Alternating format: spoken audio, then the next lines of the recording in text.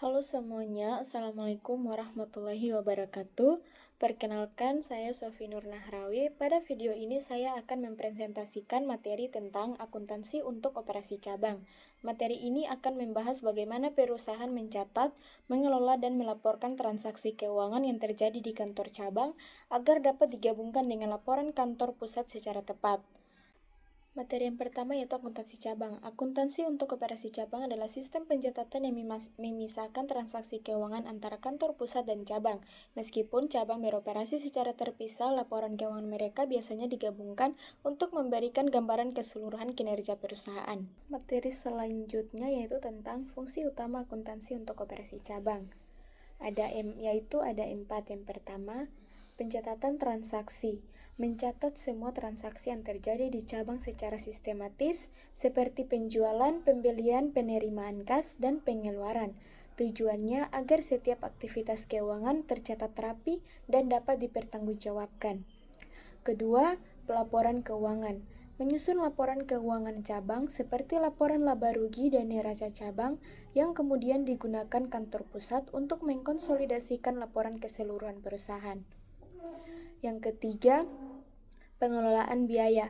Memantau dan mengendalikan biaya operasional cabang sehingga efisiensi penggunaan sumber daya dapat tercapai, termasuk biaya distribusi, biaya administrasi, dan biaya penjualan.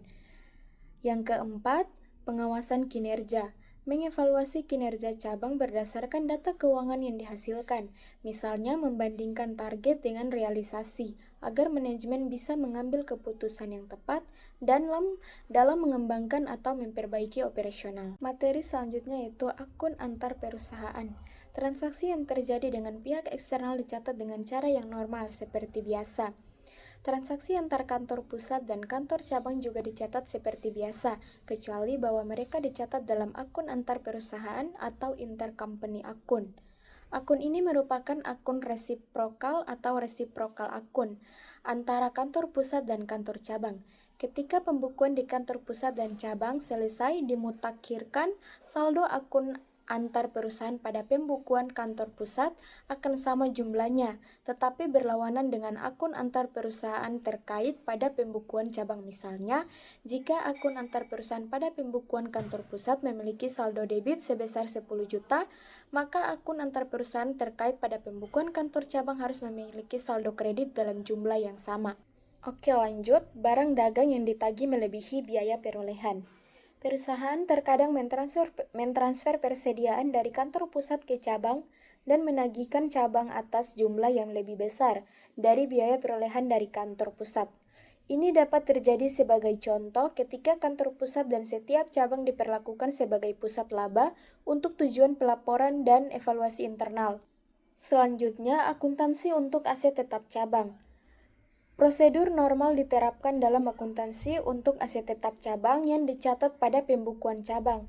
Tidak ada prosedur khusus yang diperlukan dalam akuntansi untuk pembelian aset tetap cabang ataupun penyusutan setelahnya atas aset tersebut. Sebaliknya, jika aset tetap yang dibeli kantor pusat untuk cabang dan cabang mencatat aset tersebut pada pembukuannya, maka ayat jurnal harus dicatat oleh kantor cabang. Selanjutnya, penetapan beban dapat dibagi ke beberapa jenis, yaitu yang pertama, beban yang dikeluarkan oleh cabang tetapi dibayar oleh kantor pusat. Misalnya, persediaan yang dibeli dari pihak eksternal oleh cabang dan ditagihkan ke kantor pusat. Kedua, beban yang dikeluarkan oleh kantor pusat atas nama cabang, misalnya penyusutan atas peralatan cabang yang dicatat pada pembukuan kantor pusat, atau biaya kampanye iklan untuk cabang yang diminta oleh kantor pusat. Ketiga, alokasi biaya yang dikeluarkan oleh kantor pusat, misalnya sebagian dari biaya kampanye iklan umum atau sebagian dari biaya overhead umum kantor pusat. Selanjutnya, penetapan beban dapat dibagi ke beberapa jenis, yaitu yang pertama, beban yang dikeluarkan oleh cabang tetapi dibayar oleh kantor pusat, misalnya persediaan yang dibeli dari pihak eksternal oleh cabang dan ditagihkan ke kantor pusat.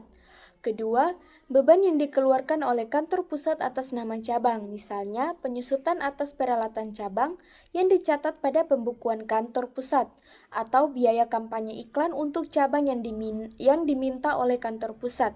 Ketiga, alokasi biaya yang dikeluarkan oleh kantor pusat, misalnya sebagian dari biaya kampanye iklan umum atau sebagian dari biaya overhead umum kantor pusat.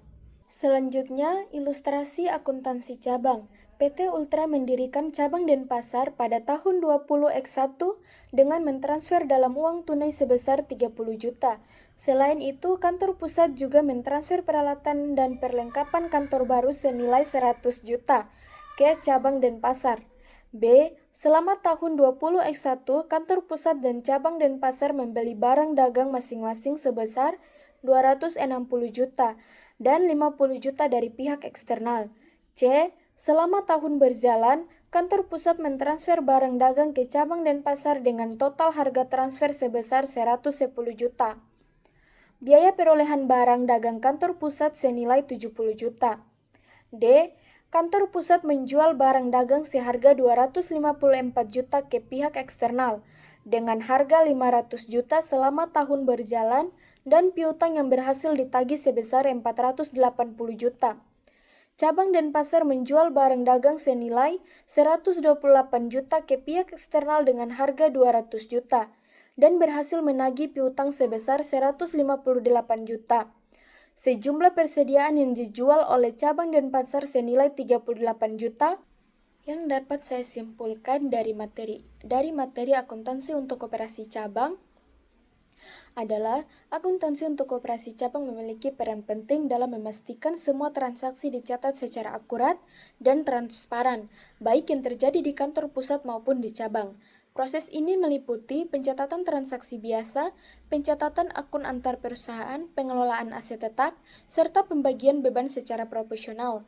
Dengan sistem akuntansi cabang yang baik, perusahaan dapat menyusun laporan keuangan yang mencerminkan kondisi usaha secara menyeluruh dan dapat dipertanggungjawabkan. Terima kasih sudah menyimak video presentasi ini. Semoga penjelasan tadi bermanfaat dan membantu teman-teman dalam memahami akuntansi untuk operasi cabang. Wassalamualaikum warahmatullahi wabarakatuh.